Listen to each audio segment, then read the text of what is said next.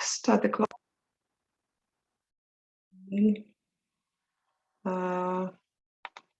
So we go to... Doctor, I have a question. Yes. There's a week that the model DLS isn't opening for me, and I didn't submit any homework in that day. So in that week, so you give me 0 and absent in this as a participant in this week, but it wasn't my fault. So who is speaking? Hussam Amin. I got maybe -20 from this problem, but it wasn't my fault. Just a minute. Al Sayed Amin Hussam Ahmad, right? Yeah. Yes. Just a minute.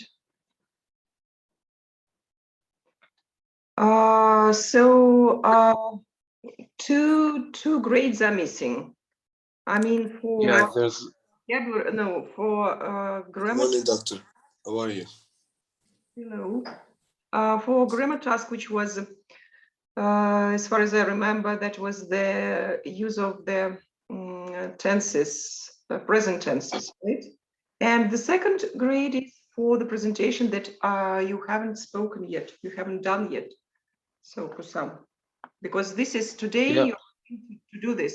I know for the presentation is okay. Now today we are going to present it with my group mates, but the other one for the homework, I didn't submit that homework because the DLS isn't opening for me. Well, so you could do this later, because I see that you've submitted the following paper for the week that when we had classes on the 9th of February. It means that it worked for you. Why didn't you submit? Why did it worked for me for the first week, but in the second week I had the problem. I had talked with the advisor and mentioned you in the WhatsApp group. So yeah. Look, so there are folders for the assignments that you are given every week. They have the deadline. It means that if you upload the file later, if you miss the deadline, so it means that you lose your points. But anyway, you can submit it later. It will show that you are late, but it will accept your file. So why didn't I tried when I opened the DLS in the third week. I tried to submit it. He told me that you can't. I don't know, because I didn't restrict. I didn't. You want me to submit it in WhatsApp? I will send you in WhatsApp. Okay, so what's the way out anyway? Some students, if they have problems with Moodle, they just send the files to WhatsApp to me, and I just check and put the grades, the points to University. So you should find the way out. No one will just fight for you. You are the person to fight for yourself. So I don't know what to do. You should do something. You can upload it on Moodle or send it to me. So it's for you to decide. Okay, I'll send it for you. Okay, and today we're going to just continue speaking about medical jobs working in general practice. And well, Emma has problems with joining us, all right? Yes, okay. Well, I mean that first we're going to discuss some home assignment issues. So there are some comments and there are some screenshots from your papers. So you remember that the task was to use the verbs in one of their forms, the present perfect or the past simple tense. And if we have a look at sentence number 3, we can see that the student tried to use the present perfect tense. I studied German at school, but I have forgot most of it now. Maybe the students just have forgotten to use the form of the participle to the past participle, because the third form of forget is forgotten. Forget, forgot, forgotten. It should be used. I have forgotten most of it now. And it's correct that we use here the present perfect tense, because I have forgotten till now. So this is the result. I don't remember anything. Well, in sentence number 6, the student writes, "Are you ready to go? Did you finish your coffee?" So it is not, the time is not given. So it's not about, did you finish your coffee 5 minutes ago or half an hour ago? This is about the result. It means, are you ready now? So it means that we need to use, yes, okay, join. We need to use the present perfect, because I'm ready now. This is the result of the action that I have finished my coffee. So present perfect should be used here. And sentence number 9, quick, we need to call an ambulance. There was an accident, the student writes. But this is the same situation. The time is not defined. We can't use past simple here. We just say that there was, we say there something happened, and we need to use the present perfect tense here. There have been an accident, okay, or has been. So what is better? Have been, there have been an accident. Have been. Well, and so number 4, a sentence here on this slide, we can see the examples of sentences where we need to use the past simple tense, and let us analyze why. So in sentence 4, the sentence is the police have arrested 3 people. The student writes, but later they let them go. It means that there are 2 actions in one sentence, to arrest and to let, and they follow one another. First, the arrest and then let.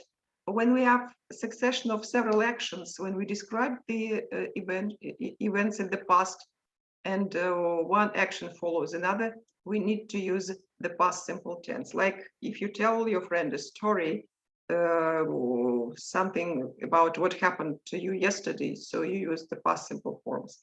That is why here we need to use the past simple arrested. And it's clear that the action has finished, because, and it finished in the past, because later they did something else, because let is also used in the past simple tense.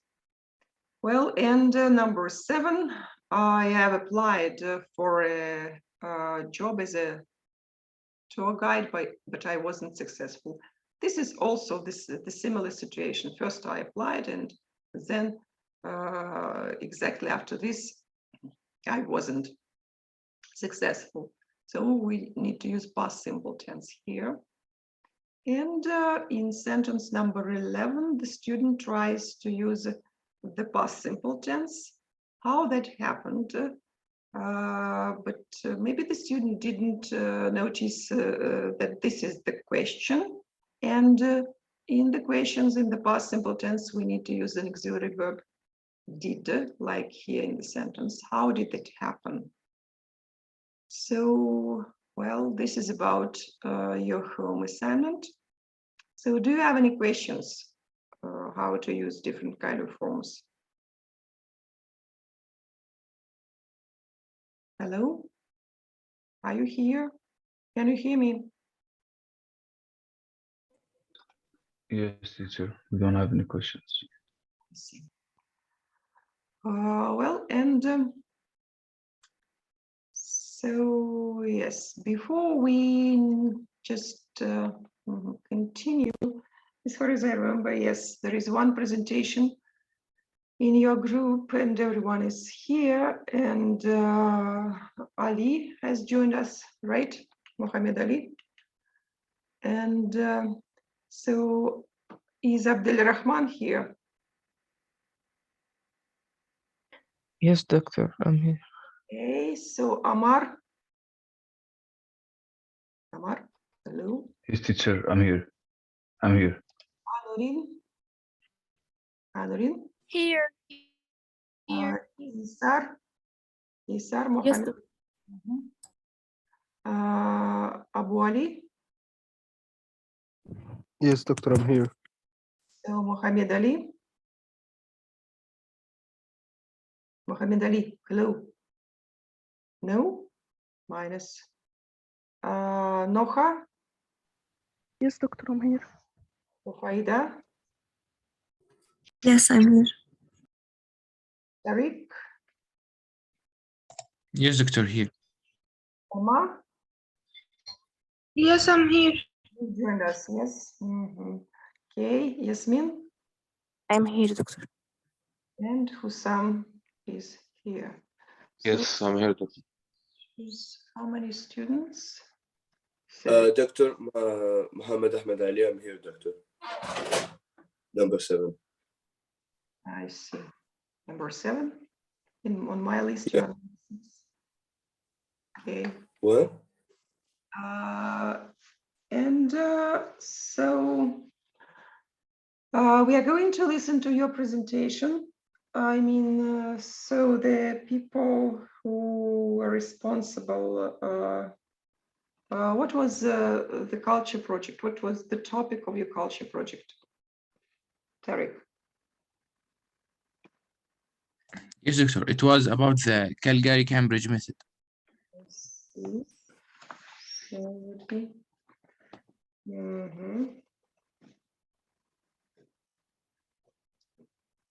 And so the students who are going to present this information now, Tariq, Hussam, and Mohammed Ali, right? Yes, doctor. Can you give me the permission to share my screen? Yeah. Now you can start. And just a minute, everyone, please, you should remember the criteria that we are going to evaluate the presentation according to criteria. So about the content of the presentation, then about the way it was presented, whether the speakers were just speaking, not the presenters were speaking, not reading from the slides. So how logically the presentation, the material is organized, and about the visual aids of the presentation. So after the presentation, I'll ask somebody to evaluate it. So be ready, please. So start.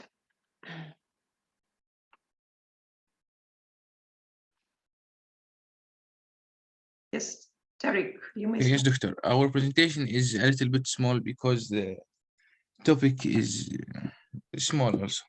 We don't have many information about this topic. Okay, just a minute. What is the Calgary-Cambridge method? The Calgary-Cambridge guide, it is called also the CCG, is an approach to teach and train clinical communication skills. During teaching sessions, it has been used as a guide to assess the specific communication skills performed and to provide systematic and structured feedback. Muhammad Ali, can you read that? This structure, this diagram. Yeah, sure. For providing a structure for building a relationship. Okay. we should initiate the session and gathering information, physical examination, explanation, and planning, closing the session. And that's it. When it's introduced, it was introduced by Curtis and Silverman in 1996.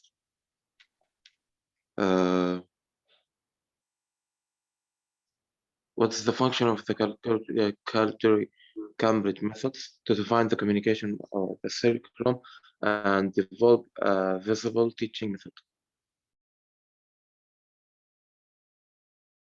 That's it, Doctor.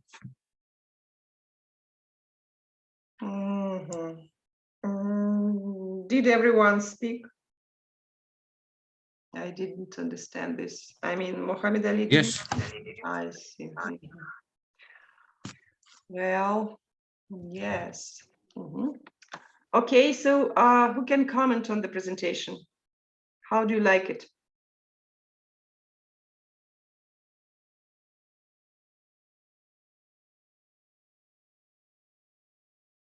So, is it good? How do you like it?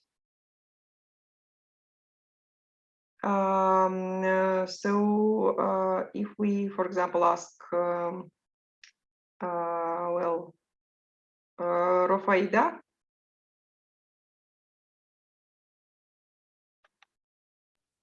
Yes, I think it was good.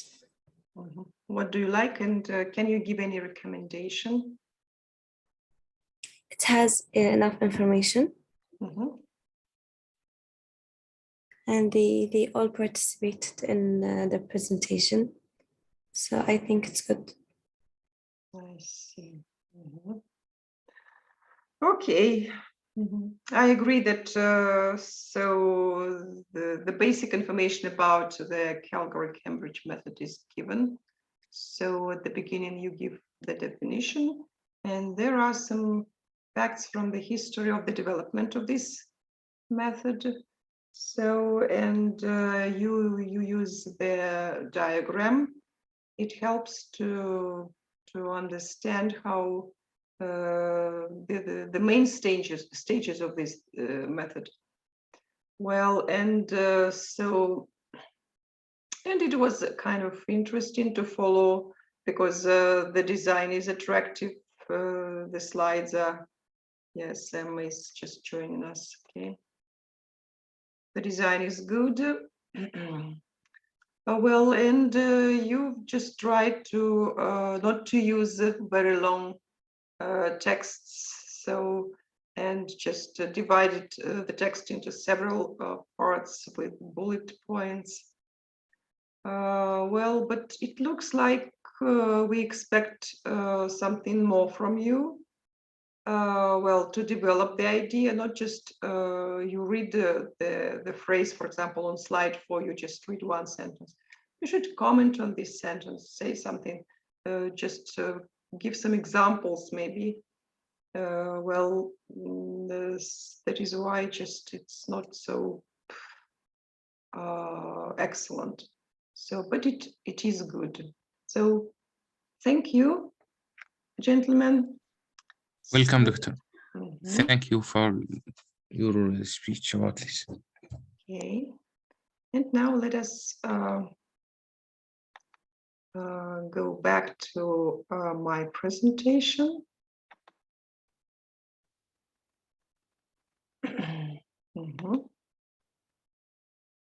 And Doctor, yes, I apologize for today's lecture. I'm so sick, I can't continue the lecture. what's your name? I'm Yasmin Mahmoud. I see, Yasmin. Yes, of course. So you may have a look at the presentation later when you are okay. Yeah, I will. So my mark will be 0 for attendance. No, you've been there and you've told me about your condition. Yeah, thank you. Doctor. Thank you. Get well soon. Goodbye. Bye. Thank you. Well, let us just a minute. Mhm. Let us just continue speaking about working in general practice, and we'll start with the listening task.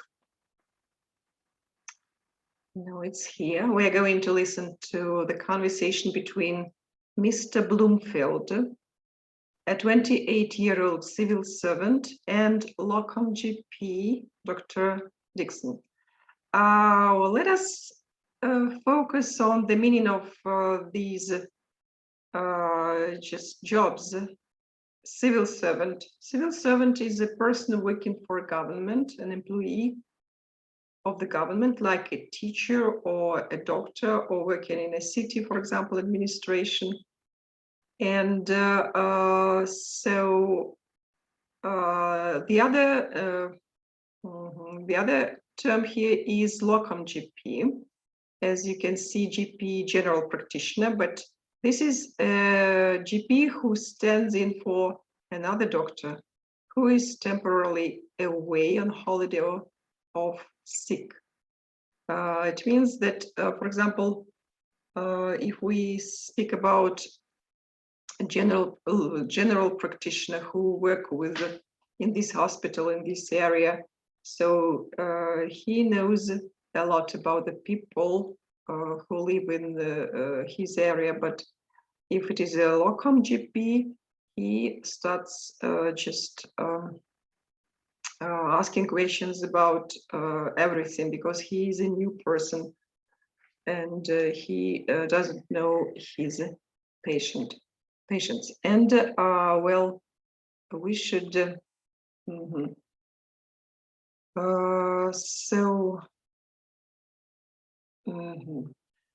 now let us have a look at the form that doctor is going to complete.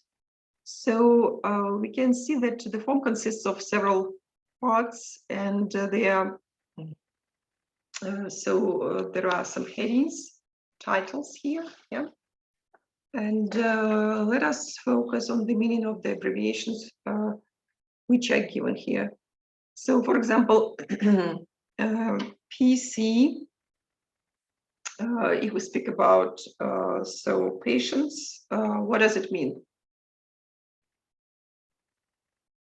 Who remembers about PC? Silence. Well, so we were speaking about this, and PC, it's is that a personal computer? it's not computer. It's what? The PC, the abbreviation for personal computer, I think. Yes.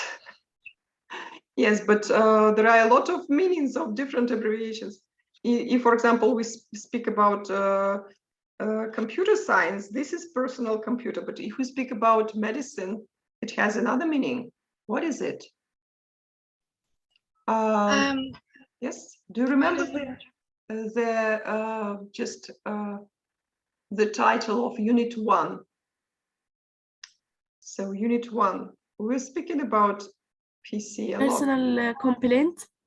Presenting complaints. Presenting complaint, yes, right, bingo.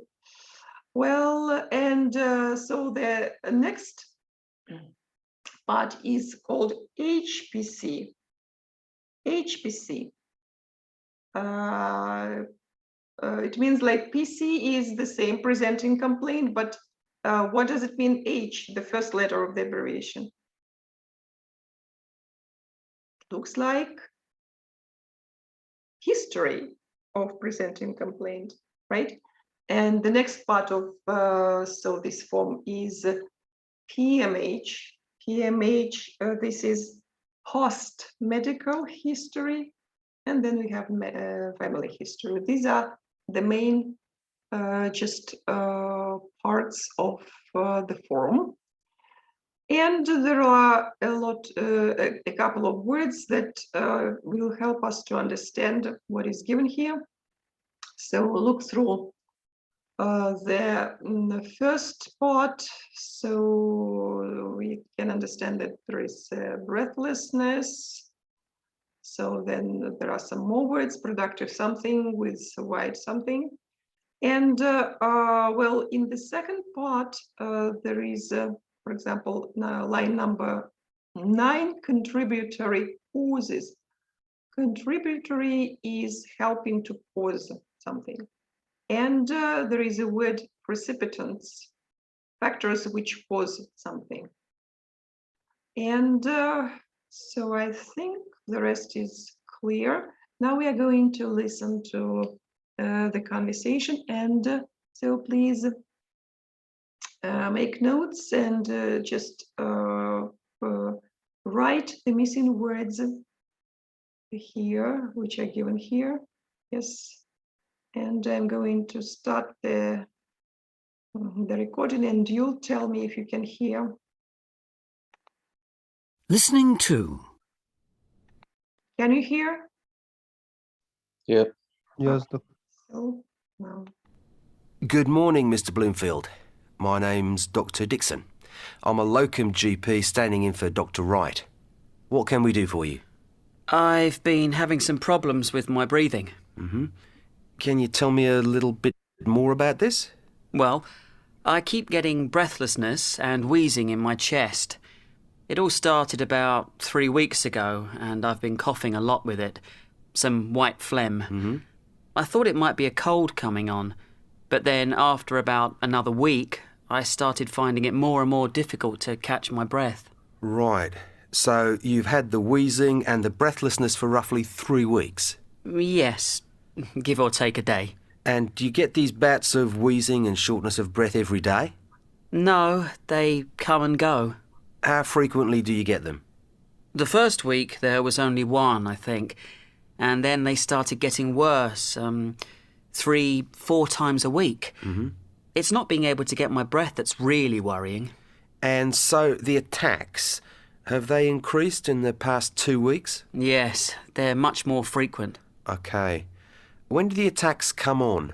At any time, but they seem to be worse at night and in the morning. Have you noticed any change in the severity of the attacks, especially in the morning? Yeah, Do they wake you up at night? about 3 times a week. I see. You been off work at all? No, but I nearly didn't go in yesterday. Was that the worst so far? Yeah. And have you had anything else with it? I've felt a bit tight across the chest. Any pain with it? No, just tightness. Are you aware of anything that triggers the attacks? Like what? Dust, feathers, new carpets? No, I can't really say I am. Okay. Have you had any infections recently, like flu or sore throat or chest infection? No, not for a long time, except this. And what about medications? Are you taking anything? No, No aspirin? no, Are you doing any exercise? Jogging, for instance? no. What about pets? Do you have pets at home? No, but my neighbours have a cat, but I don't see it that much. Everything okay at home? Yeah, things are fine. And what about work? I see you're a civil servant. Any stress or problems at work or anything like that? Work's been getting me down recently. In what way? Well, there's been a lot of changes going on recently, and I suppose I'm a bit anxious, what with the mortgage and that. And this has been getting to you? Yes, more and more. I see. And does the wheezing, etc., continue over the weekends? No. When I come to think about it, it doesn't. Okay. Some general questions.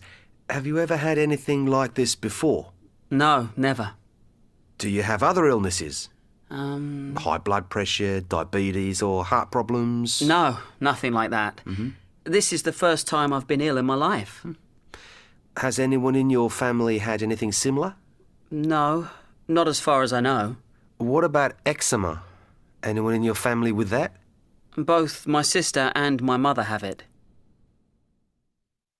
Well, so have we completed the form?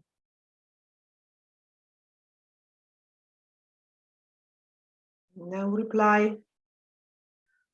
I think we should listen to it one more time. Okay, before we listen for the second time, I Listening to. would like you also to focus on some other aspects, some other pieces of information about triggers of the attack, about infections, medications, physical activity, pets, problems at work, and mortgage. So now we'll listen for the second time and then just try to get the information. Listening to. Good morning, Mr. Bloomfield. My name's Dr. Dixon. I'm a locum GP standing in for Dr. Wright. What can we do for you? I've been having some problems with my breathing. Can you tell me a little bit more about this? Well, I keep getting breathlessness and wheezing in my chest. It all started about 3 weeks ago, and I've been coughing a lot with it. Some white phlegm.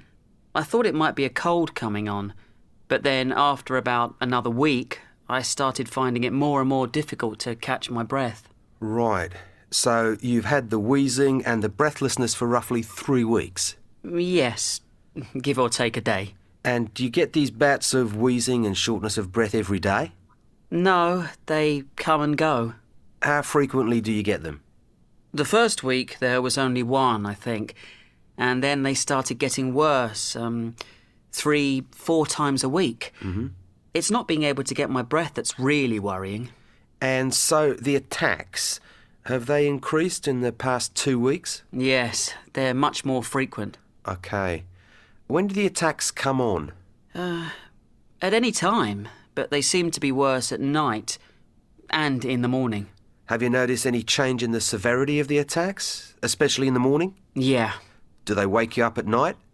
about 3 times a week. I see. You been off work at all? No, but I nearly didn't go in yesterday. Was that the worst so far? Yeah. And have you had anything else with it? I've felt a bit tight across the chest. Any pain with it? No, just tightness. Are you aware of anything that triggers the attacks? Like what? Dust, feathers, new carpets? No, I can't really say I am. Okay. Have you had any infections recently, like flu or sore throat or chest infection? No, not for a long time, except this. And what about medications? Are you taking anything? No, No aspirin? no, Are you doing any exercise? Jogging, for instance? no. What about pets? Do you have pets at home?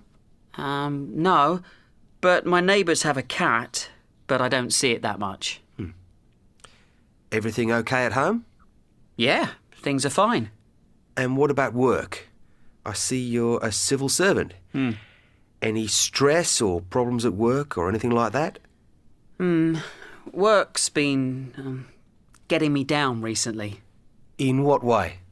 Well, there's been a lot of changes going on recently, and I suppose I'm a bit anxious, what with the mortgage and that. And this has been getting to you?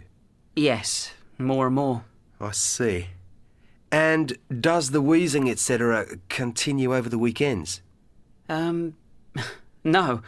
When I come to think about it, it doesn't. Okay. Some general questions. Have you ever had anything like this before? No, never. Do you have other illnesses? High blood pressure, diabetes, or heart problems? No, nothing like that. This is the first time I've been ill in my life. Has anyone in your family had anything similar? No, not as far as I know. What about eczema? Anyone in your family with that? Both my sister and my mother have it.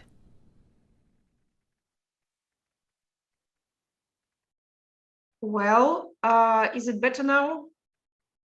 So now let us have a look what we do understand Abdel Rahman. So will you read about the presenting complaint part? Presenting complaint, complaining of breathlessness, wheezing. Mhm. What is for number the- 3? I didn't catch number 3, but with white phlegm. Number 4 is phlegm. phlegm. Anurin, what is number 3? Productive 3 weeks. Productive.